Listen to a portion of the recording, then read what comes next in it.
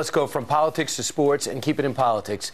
The Lavar ball has been traumatizing the sports world really since his sons emerged as prominent basketball players. Now, first-round draft pick of the Los Angeles Lakers. So now his other sons are at UCLA, and one of which was caught shoplifting with two others, and detained in China. Lavar Ball is a clown, and he is absolutely somebody that, yeah, he seems to have done a great job with his sons, but every time he hops in front of the microphone, I don't understand if he's just really insane or just pretending to be insane to get more attention on himself. Yesterday, we saw LeVar Ball bring his act to another news network when asked why he went after the president and would not thank the president for helping his son avoid years in prison. Listen.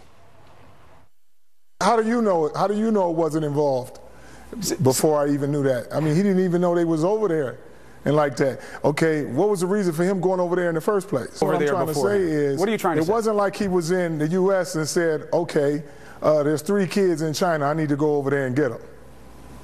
Okay. That wasn't the thought process. All right, okay? Right. What we're talking about right now is a lot of stuff about my son just because his last name is Ball. We're not even talking about the other 2 kids. I don't have no doubts about what he did. I got doubts of what he didn't do. How's that? I would say thank you if he would have put him on his plane and took him home.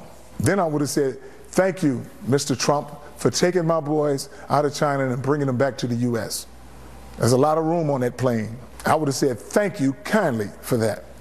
So he would have thanked the President of the United States had the President said, hey, come on, guys who I've just sprung, hop on Air Force One and I'll take you home. Apparently, during the dinner where the President was with the President of China, the President of China had not heard about it.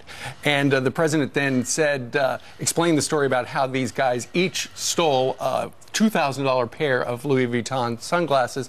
And then the President of China called his people over, found out about the story, and the President of the United States said it would mean a lot to the people of the United States if you let them go. And he did. It sends a bad message because think about if this were you. My dad would have gone on national television and said, thank you to the President, first of all, for allowing my daughter to come home.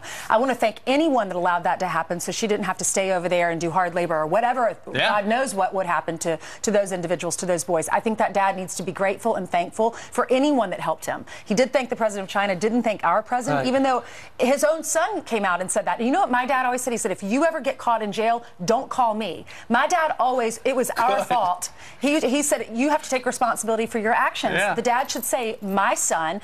By the way, their tennis shoes cost how much? $500? $700. $700 a piece. Why is he stealing Louis Vuitton? The kid was remorseful. The president was nice and said, I helped him out. I'm glad they're here. And I hope, he wrote, remember that text message or that Twitter tweet? He wrote, I hope they have a great life. Now, the president should not have said, I should have just kept him in jail to penalize the dad because the boys were grateful. Here's the thing. The president would be very smart not to engage LeVar Ball. It is a circuitous world that you just go down a sewer. But Wendell Brown is an example. He is from Ball State, 30 years old. He got in a bar fight in China. He has been in jail for 13 months. He can't even get a day in court. His parents say, Mr. President, if you could help my son, I will thank you for the rest of my life every single day. That's what happens in China. With a bar fight, he can't get a day in court. That's what could have happened to these 3 guys. We were studying for the show, and we're comparing what that dad said compared to what the dad who lost his son on the border.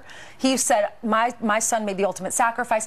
Those are I loved that dad because he said my son died for this country. He did what he loved, and he's grateful. Yeah, it is quite a feud that the Ball family currently has with the President of the United States. And we're going to keep you posted. What do you think about it? Email us, friends@foxnews.com, on this Tuesday of Thanksgiving week. Meanwhile,